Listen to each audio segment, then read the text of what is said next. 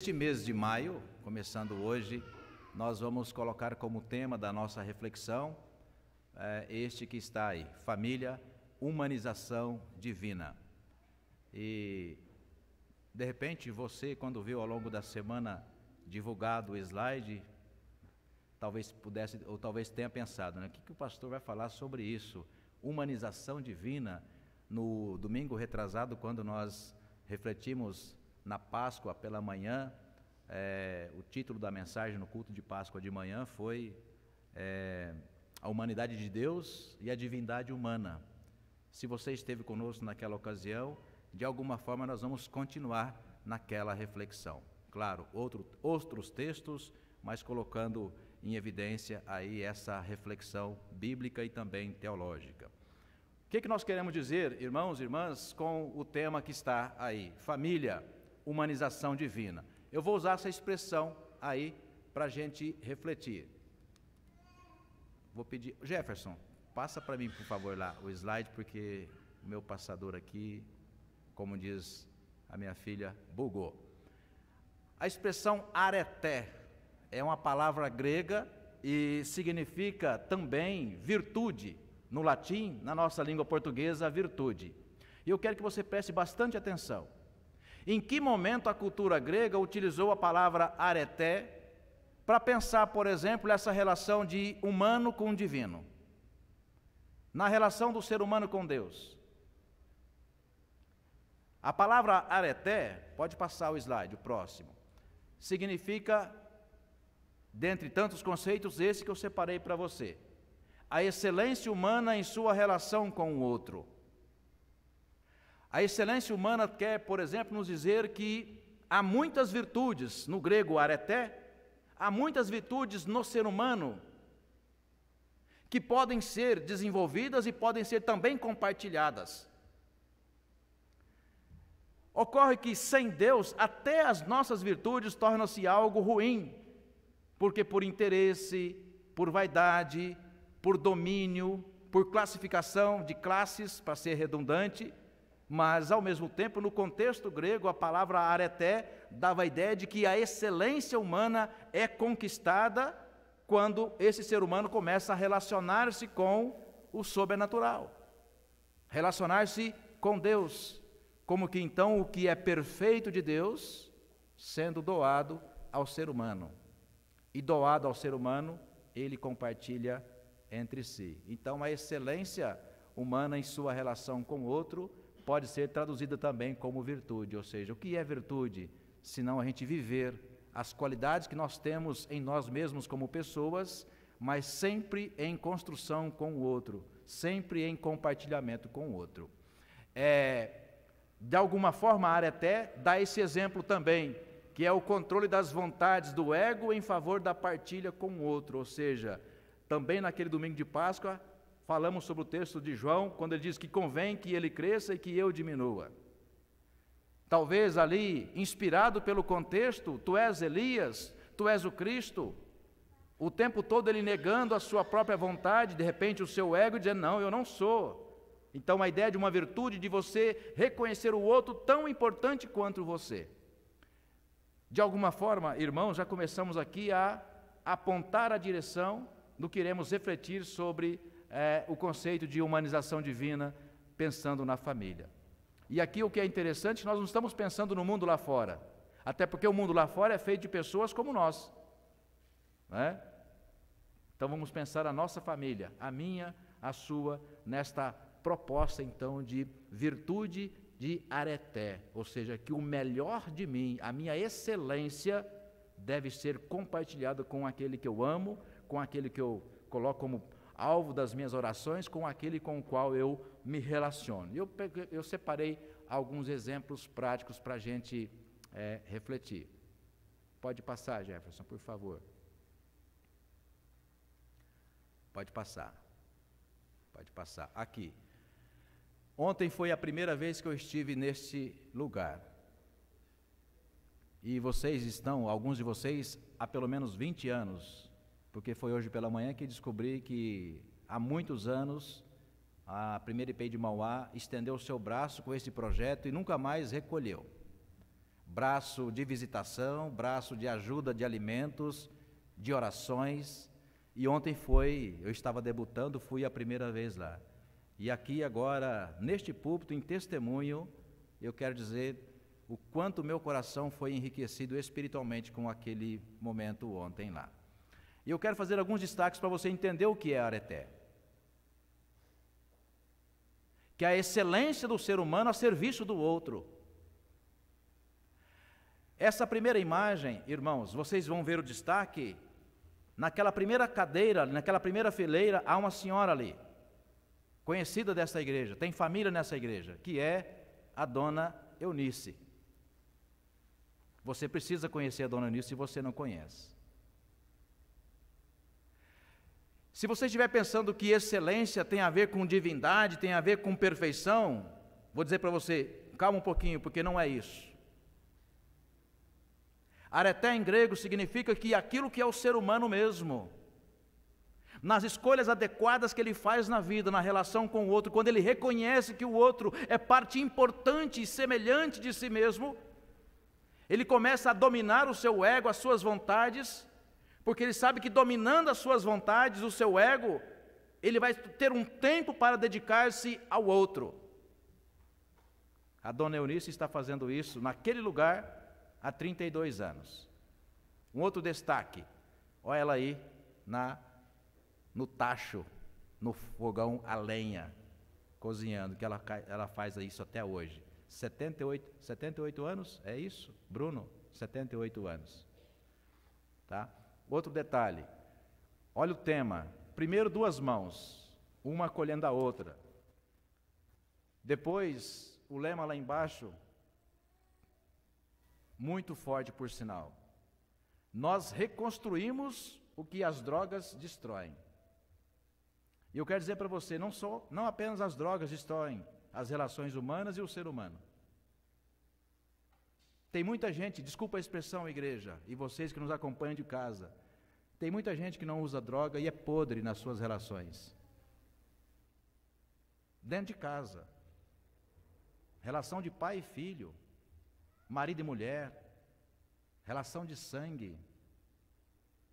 Mas naquele caso ali, é uma vida dedicada para a reconstrução do outro.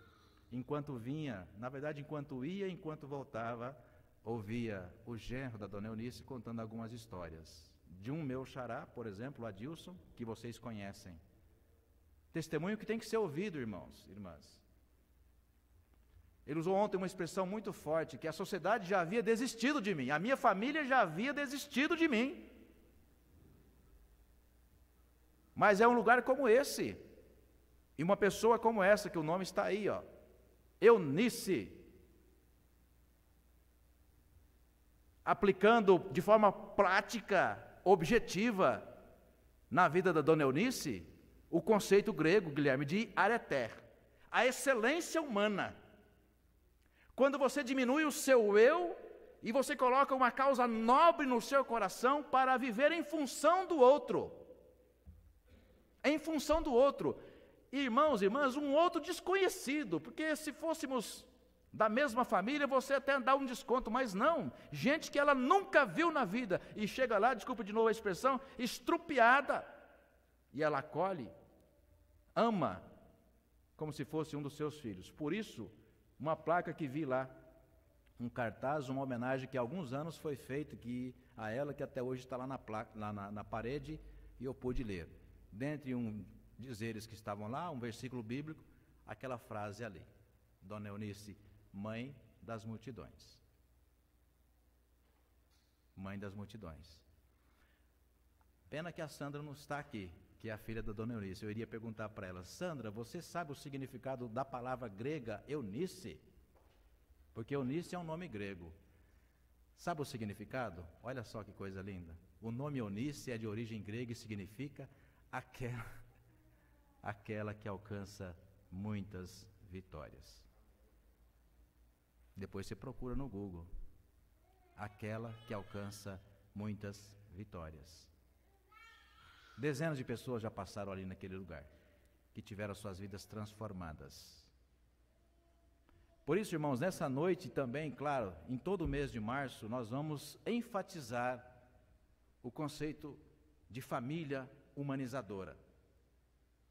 Família humanizadora é aquela que reconhece a sua condição de limitação.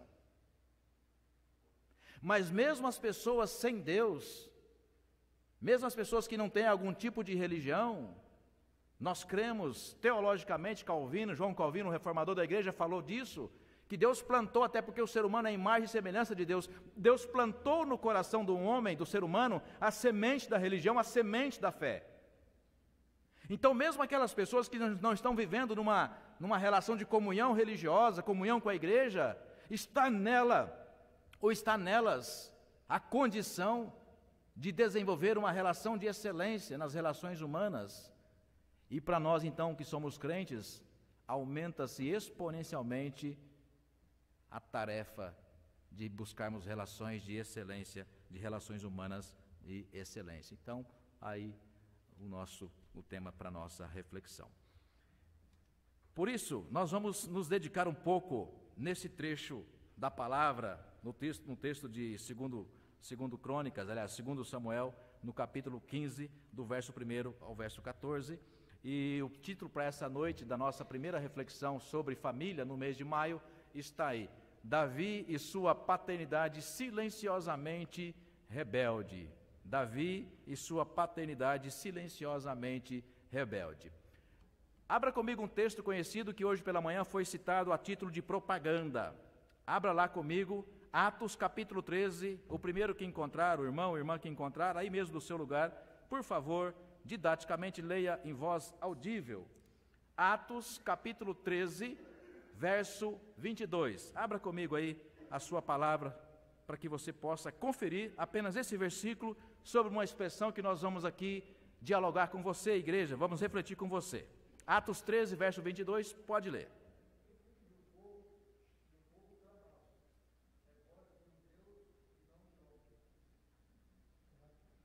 Atos 13, 22, pode ler.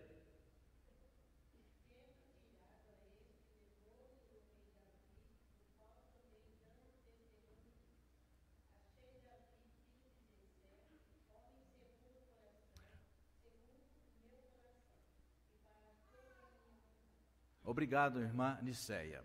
Na boca do apóstolo Paulo, do grande apóstolo Paulo, essa expressão vai ganhar a história da igreja. E todos nós já ouvimos falar, e quem sabe até mesmo já repetimos várias vezes a expressão: Davi é o rei segundo o coração de Deus. Irmãos e irmãs, e eu próprio também não tenho dúvida alguma de que Davi é o rei segundo o coração de Deus. Só que muitas vezes quando nós citamos essa fundamentação bíblica dita pelo próprio apóstolo Paulo, parece-nos que vem aquela sensação de que devemos esquecer os registros bíblicos que mostram a quantidade enorme de pecados cometidos por Davi,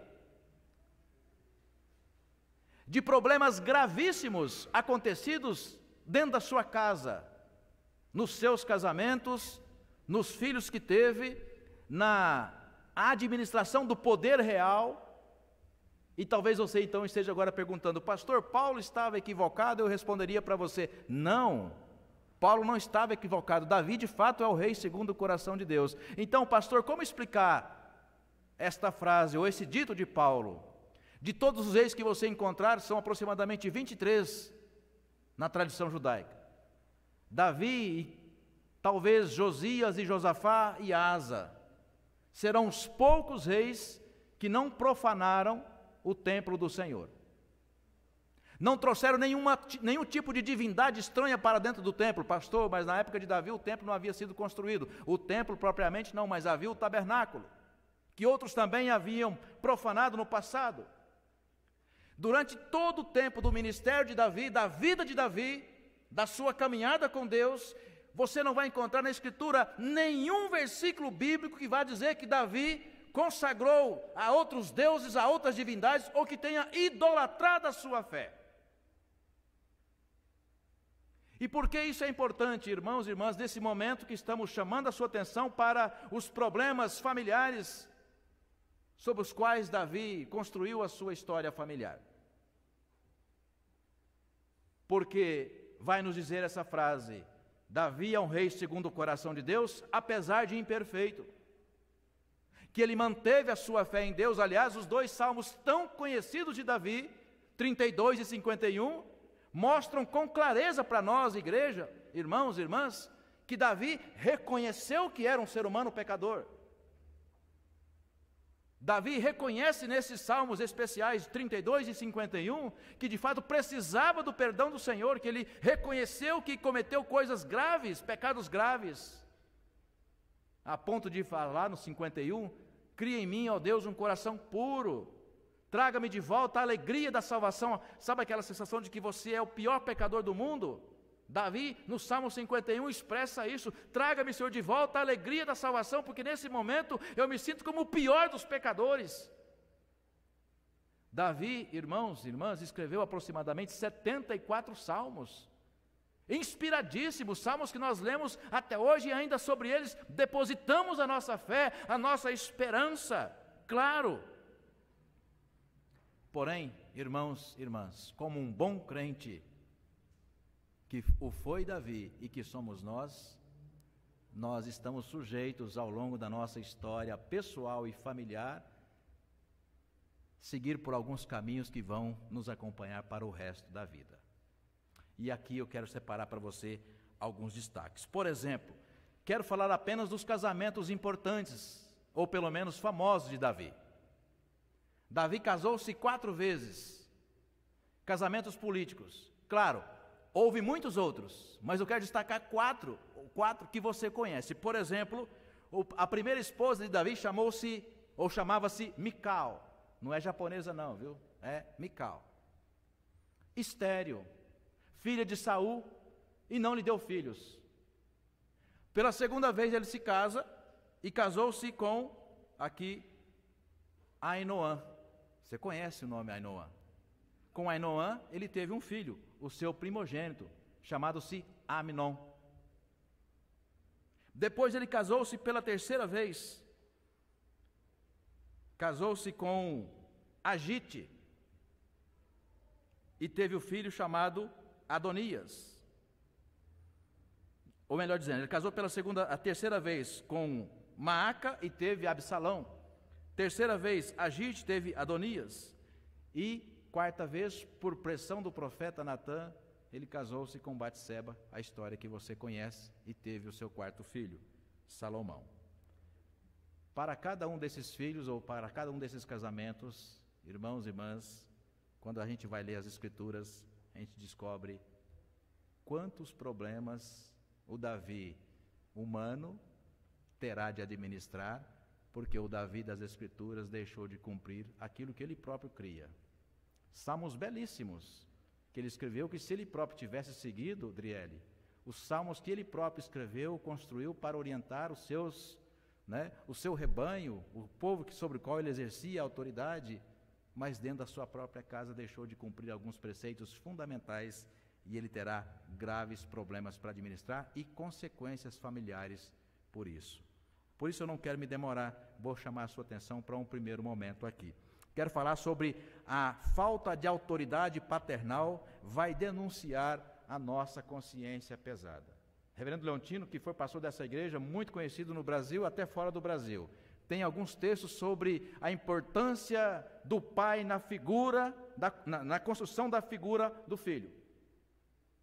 A importância da paternidade na construção do caráter do filho. Não filho apenas masculino, mas filho, homem e mulher.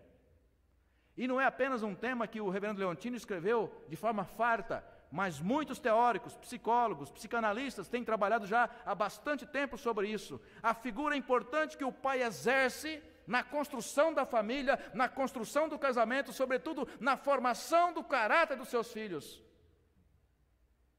E talvez você esteja perguntando, Davi sabia disso? Eu responderia para você, ele sabia disso. E por que ele sabia? Porque ele conhecia o código Deuteronômio, que todo judeu conhecia. Deuteronômio capítulo 6, a importância dos pais na fidelidade a Deus, no cumprimento da lei, na obediência ao Senhor. e que aqueles que educavam seus filhos nesse preceito tinham bênçãos familiares, filhos sadios na fé, na sociedade e diante de Deus. É evidente, irmãos e irmãs, que Davi sabia disso, o grande rei Davi sabia disso. Agora, há uma distância entre saber e ter o coração aquecido, convicção, para deixar isso ser a primazia ou a prioridade dentro da nossa casa, na construção dos nossos filhos, da nossa família. Por isso, sem tentar aqui me estender, vou chamar você de volta para o texto. Então volte lá, 2 Samuel, se você fechou o texto, vamos reparar alguns detalhes que devem nos chamar a atenção nesta relação de pai de Davi com os seus filhos. Portanto, o primeiro momento que nós estamos compartilhando é esse: a falta de autoridade paternal pode denunciar a nossa consciência pesada como pai. Por quê? Porque nós sabemos, ou sabendo o que devemos fazer, não fazemos, depois vem a consequência. Então abra comigo no segundo livro de Samuel, capítulo 15, vou destacar para você o versículo 2. Veja só: levantando-se, você encontrou? 2 Samuel, capítulo 15, amém? Verso 2, olha só: levantando-se Absalão pela manhã, parava à entrada da porta, e a todo homem que tinha alguma demanda para vir ao rei, a juízo, chamava Absalão a si e lhe dizia: de que cidade és tu? Ele respondia: eu vim daí da tribo de Israel, de tal lugar. Ok. Sabe o que ele fazia? Se você observar no verso 2, está escrito assim, olha, ele estava na porta do palácio. Presta atenção, igreja, é impossível Davi, ou era impossível Davi, não saber que o seu filho Absalão, o queridinho Absalão, por que queridinho, pastor? Vamos fazer uma pausa aqui? Volte um pouquinho o texto aí, só para você ver algumas coisas engraçadas que tem na Escritura. Volte um pouquinho o texto, vai lá no capítulo 14, vou ler para você, verso 25. Pensa num pai babão, mas é o seu primogênito? Não, Davi já era homem maduro, já tinha tido vários filhos. Olha o que diz o versículo 25. Não havia, porém, em todo Israel um homem tão celebrado por sua beleza como Absalão. Da planta do pé até está parecendo a Leila falando do Guilherme, né? Coisa linda. Era impossível Davi não saber que Absalão estava na porta do palácio, passando-se no lugar do seu pai, o rei, atendendo as pessoas, despachando. Um pouco mais adiante vai dizer que ele até mesmo estendia a mão para que os súditos beijassem a sua mão. No verso, um pouco mais abaixo, no verso 4, ele dizia: se eu pudesse ser rei. Ele já estava sendo rei. E Davi sabia disso. E qual foi a atitude de Davi? Zero. Ele simplesmente se omite. Não tem, Carlos, nenhuma atitude. Poderíamos pensar por medo. A minha escolha interpretativa é, Priscila, não, por consciência pesada. Por todo o seu histórico, os seus casamentos ruins, a sua falta de obediência, a sua falta de ouvidos sensíveis para perceber se aquilo era um projeto de Deus. Não, não era um projeto de Deus. Era um projeto real. Tinha a ver com poder, com autoridade, com expansão de reino, com conquistas, com guerras. E eu então diria, irmãos e irmãs, na leitura que eu faço desse trecho, Absalão foi uma consequência das escolhas ruins que este homem fez. Quem é Maaca não era judia, era um casamento real. E nasce Absalão. E ele não tem culpa de ser bonito, era bonito. Homem já formado, mas se começa a passar pelo rei, na frente do rei. Uma autoridade, Milton, paternal, desconstruída por uma consciência pesada, por isso não corrigiu a seu filho. Para aí? Não para aí. Verso 3. Então Absalão dizia: olha, tua causa é boa e reta, porém não tens quem te ouça da parte do rei. Ou seja, olha, você, pensaria eu aqui, você não é tão importante, a sua agenda aqui não tem espaço, olha, ninguém vai te atender, vai embora. Davi sabe disso, permite. Verso 4, ele se coloca como rei. Ah, que vontade de ser rei! E aqui eu quero dizer para você algo importante sobre ser rei em Israel. Davi aqui nesse momento, irmãos e irmãs, perdeu uma oportunidade importantíssima para chamar o seu filho, vem cá, vem cá. Pensando hoje, olha, você pode ser advogado, você pode ser médico, você pode ser engenheiro, você pode ser TI, você pode ser o que você quiser. Se você estudar, se você se dedicar, se você tiver disciplina, você vai ser profissionalmente o que você escolher ser. Preste atenção, igreja, a oportunidade que esse pai perde diante de um filho rebelde. Agora, para ser rei em Israel, você vai ter que entrar no propósito de Deus. Se Deus tiver como propósito de ungir rei, você vai ser rei em Israel. Porque foi assim que Deus escolheu, inclusive contrariando Saul. Depõe Saul, escolhe rei, um novo rei, porque Davi era um homem crente. Então agora está ali seu filho querendo ser rei, e ele sabe disso, mas não toma uma autoridade de pai. Vem cá, garoto, vou ensinar para você o que é ser uma fé diante de Deus, ter um compromisso com Deus. Você só será rei em Israel se Deus tiver isso como propósito, porque se Ele não tiver, faça o que você quiser fazer, mas você jamais será rei em Israel. Autoridade de pai que falta, ou que faltara a Davi, por isso ele vai inflando o peito de um filho que não terá limites, como você que conhece a história sabe. Verso 5 e verso 6. Também quando alguém chegava para inclinar-se diante dele, ele estendia a mão, pegava-o e beijava. Ou seja, está aqui, sabe como o rei, era um cumprimento real. Reconhecimento, Halisson, do que é uma autoridade, a pessoa ia, se prostrava, o rei estendia a mão. Ele já fazia isso, Marcial, na porta do palácio. Você acha que o pai não sabia? É claro que sabia. Se tem uma coisa que acontece os bastidores de um palácio real, no caso Brasília, sabe de tudo que acontece no mundo, informantes em toda a parte do mundo. Davi não sabia? É claro que ele sabia. Verso 6, dessa maneira fazia Absalão a todo Israel que vinha ao rei para juízo. Assim ele furtava, ou seja, de forma carismática, ele furtava o coração e conquistava as pessoas. Um rei fraco. Davi, pastor Alessandro, um rei fraco.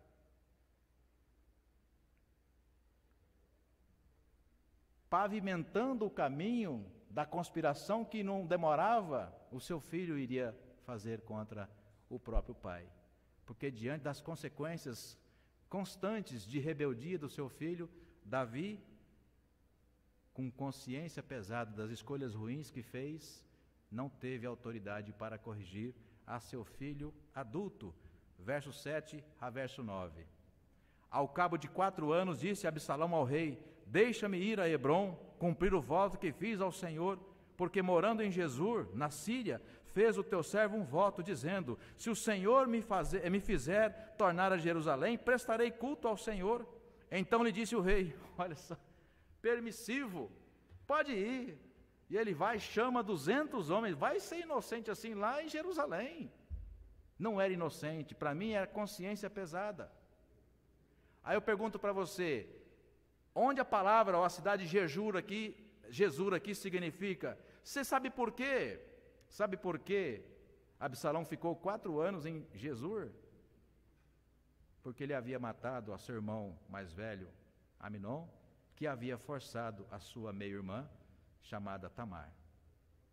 Tudo isso acontecia na família de Davi. Os vários casamentos, vários filhos, meio irmãos, meio irmãs, porque mães diferentes, mesmo pai, meio irmã. Você está entendendo o que eu estou falando? Amon, o primogênito, depois mais tarde, Absalão. Mesmo pai, Davi, mães diferentes. Depois outros filhos, inclusive uma filha, vem Tamar, meio irmã de Aminon.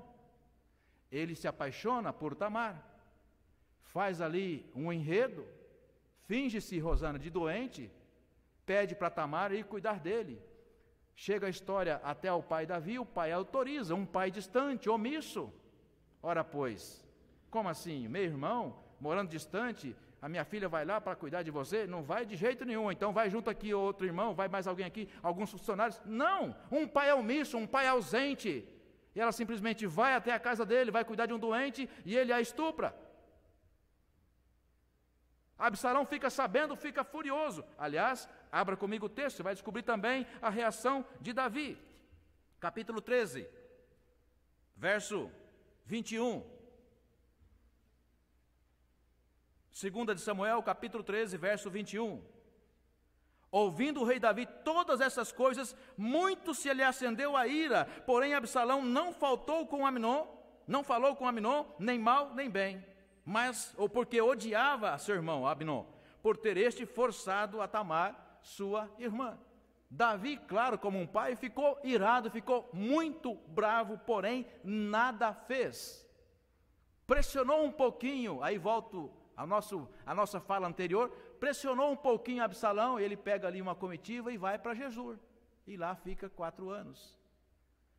Depois, então, o contexto ele havia voltado, finge-se, Carlos, de crente para o pai e fala: ó pai, me deixa aqui cumprir o meu voto, porque quando eu estive, voltando lá para o capítulo 15, verso 8, quando eu estive morando em Gesur, na Síria, fez o teu servo um voto dizendo: se o Senhor me fizer tornar a Jerusalém, prestarei culto ao Senhor. E o pai simplesmente, verso 9, pode ir e vai-te em paz. Por isso, irmãos e irmãs, nós percebemos nas atitudes de Davi que a sua consciência é pesada diante dos tantos erros cometidos nos seus casamentos, dentro da sua casa, ainda que rei segundo o coração de Deus. Deus os perdoou? Sem dúvida. Salmo 32, Salmo 51, não há dúvida, Deus os perdoou, até porque Davi mesmo se arrependeu. Só que pecado confessado é pecado perdoado, mas as consequências nós as carregaremos até o final da vida. Carregaremos até ao final da vida. Um segundo momento, a cegueira que eu vejo na atitude de Davi administrar a sua casa era uma cegueira proposital. Ou seja, sabe aquele o pior cego é o que não quer enxergar? Volte de novo lá para o capítulo 13. Vamos ver um pouco sobre essa cegueira espiritual de Davi. Aliás, cegueira proposital de Davi. No capítulo 13, quero que você repare comigo, verso 26 até o 28. Então disse Absalão: se não queres ir, porque Absalão vai e fala assim para o pai, conhecendo a agenda do pai: ô pai, eu quero ir trabalhar no campo com o meu irmão Aminon. Então eu quero que o senhor vá junto comigo, eu, o senhor e Aminon, e outros, os funcionários, os servos, vamos trabalhar no campo. Claro, o rei, ocupadíssimo, sabia qual era a resposta do pai. O pai fala: não, não vou não, pode ir.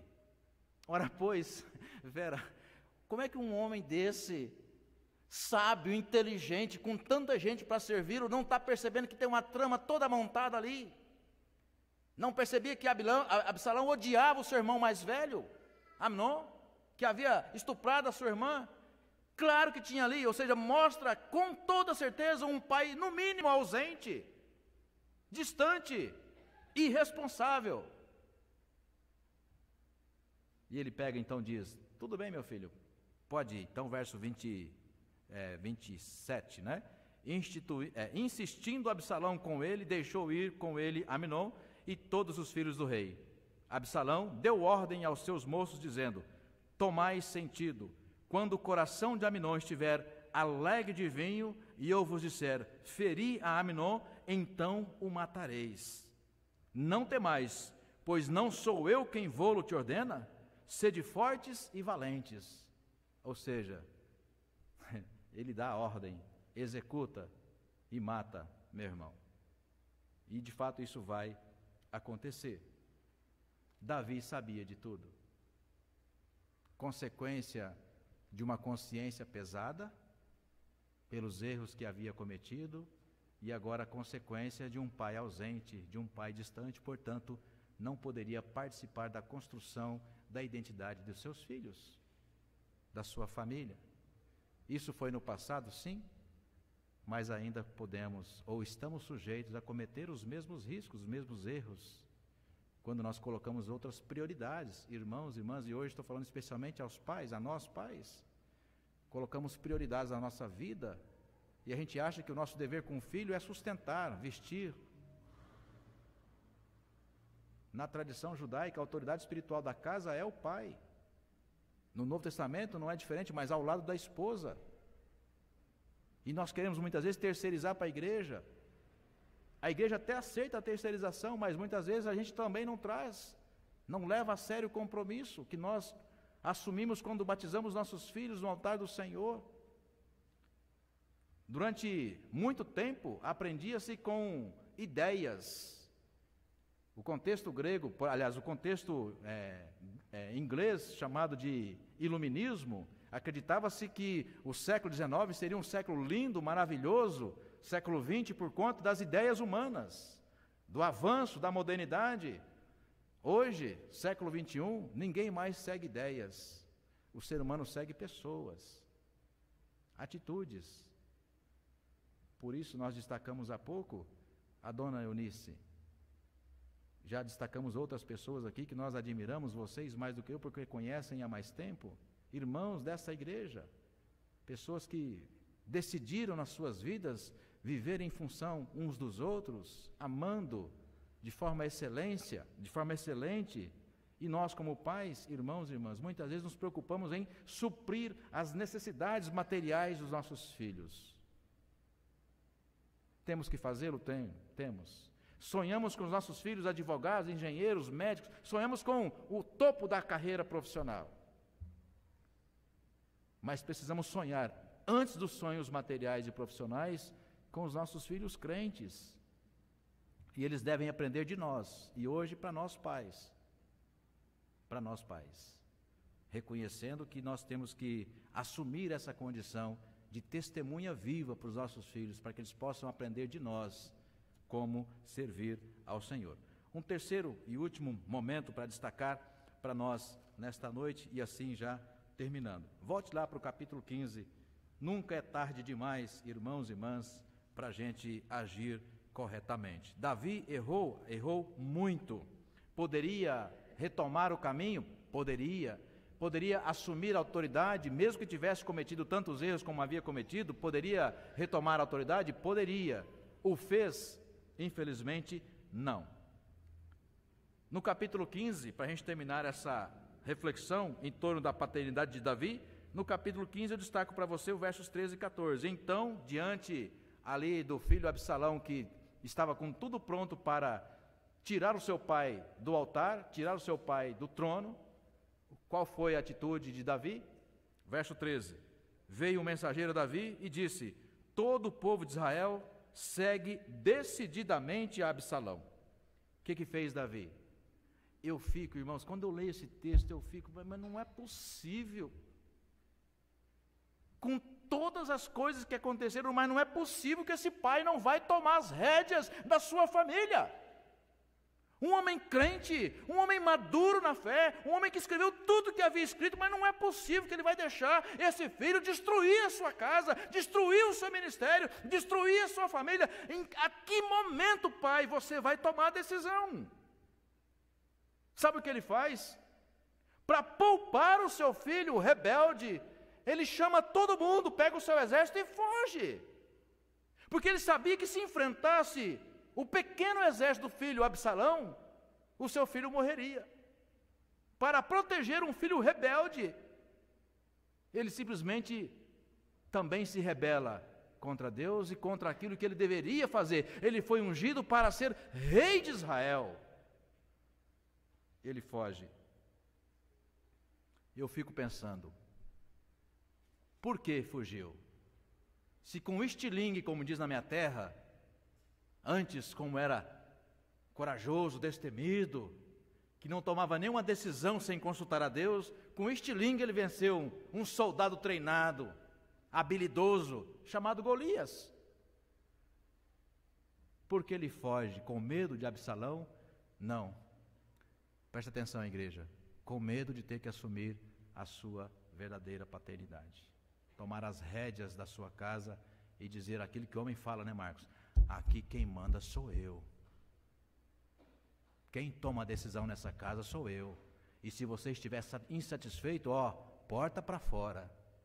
Porta para fora. Sim, pastor, o senhor está sendo duro. Quando se contesta a autoridade do pai, e principalmente quando se contesta a fé que aquela família serve, irmãos e irmãs, não há que aliviar. Ele sai e vai poupar a vida do seu filho? Não. Porque o seu filho vai morrer. Ele se afasta. Vem com o exército. E o que é pior ainda, ele vai consultar um dos seus comandantes. O comandante fala assim para ele: olha, agora o rei está fraco, seu próprio pai. É a oportunidade que você tem de matar o seu pai. Ele não hesitou. Porém, Diego, ele consultou uma segunda pessoa, um segundo comandante. E o comandante disse assim para ele: olha, ele não falou assim, mas que coisa absurda, você vai matar o seu próprio pai. Não, não foi isso o conselho que ele falou. Sabe qual foi o conselho? O nosso exército não é capaz de vencer o exército do seu pai. Se eu fosse você, não enfrentaria, não. Davi é guerreiro habilidoso, já venceu tantas batalhas. Eu acho que não é prudente enfrentar a batalha. Então, foi por medo que Absalão não enfrentou na guerra o seu pai. Não porque ele respeitava o seu pai. Vamos terminar? Essa história termina aqui, irmãos? Não. Não termina. Último texto, abra comigo na sequência 1 Reis. Logo depois dessa história, Absalão vai morrer, ele vai voltar para casa, Davi com a sua comitiva, reassume o trono, e o que acontece na sequência? 1 Reis, já estou terminando, é o último texto. 1 Reis, eu vou ler para você 2 versículos, o 5 e o 6. Eis que aparece quem? Adonias. Preste atenção, igreja. Quando você lê aqui o versículo 5, olha só, 1 Reis, capítulo 1, versículo 5. Então Adonias, filho de Agite, aquela uma das esposas de Davi, se exaltou e disse: agora chegou a minha vez. Eu vou reinar, Bruno. Agora chegou a minha vez. Por quê? Morreu o primogênito, matado pelo próprio irmão. Aminon morreu. Morreu Absalão, o segundo, naquela conspirata contra o pai. Morreu. Agora eu sou o terceiro, agora chegou a minha vez. E ele começa a se preparar, e o pai fica sabendo, afinal de contas, o pai é rei de Israel. O pai está sabendo, de novo agora, o terceiro problema, crise, conflito familiar. Veja o que diz o texto. Então ele vai dizer, verso 5, eu reinarei. Providenciou carros, cavaleiros, 50 homens que corressem adiante dele. Olhe o que diz o versículo 6, Carlos Ferli. Jamais seu pai o contrariou, dizendo, o texto até chega a dizer, mas não é possível, será que esse pai não poderia dizer uma coisa? Olha assim, por que você está fazendo isso, cara? O próprio texto diz, coloca palavras na boca de Davi, porque o verso 6 começa assim, jamais seu pai contrariou agora o quê? Mais um filho rebelde adulto, Adonias. Não disse simplesmente nada. E você pode imaginar, Luiz Carlos, como termina essa história? Mais um filho que vai perder a sua vida. E sabe por quê? Porque diante de um pecado que ele havia há um tempo atrás cometido com Batseba, um adultério horroroso, se é que existe adultério bonito, ele fez uma promessa para tentar diminuir um pouco a sua consciência pesada, diante do profeta Natã, que vai lá e fala na alma dele. Você conhece o texto? Ele pega e faz uma promessa então para Batseba: quando nosso filho nascer, ele vai ser rei em Israel. Promessa de quem está com consciência pesada, porque ele sabia que Salomão, ou o filho que viesse, o primeiro morreu, veio o segundo, não poderia ser rei em Israel, porque deveria seguir a sucessão do filho mais velho. E Absalão não era o quarto mais velho, haviam outros filhos. Mas pela promessa de um homem que estava em pecado, com consciência pesada, promete, então, Salomão ser rei. Sabe o que acontece? Nomeia Salomão, primeira coisa que Salomão faz, manda matar Adonias. Vamos terminar. Davi e sua paternidade silenciosamente rebelde. Um rei segundo o coração de Deus? Rose, sim. Jamais profanou o templo, Jamais profanou a lei de Deus. Jamais. O tempo todo reconhecendo que é um ser humano pecador. E nisso ele agradou a Deus. Ocorre que tudo aquilo que ele sabia do coração e sabia também de lábios, mas dentro da sua própria casa, escolheu seguir outros caminhos. Por isso, irmãos e irmãs, teve que até o final da sua história familiar administrar consequências horríveis que poderiam ter sido evitadas. Que Deus assim, irmãos e irmãs, nos abençoe e nos inspire a nós, pais, sobre nossa responsabilidade, nosso dever. Sabemos que não somos perfeitos, mas temos deveres que somos obrigados a colocá-los em prática para o bem da nossa família, para o bem da nossa fé. Que Deus assim, em nome de Jesus, nos abençoe.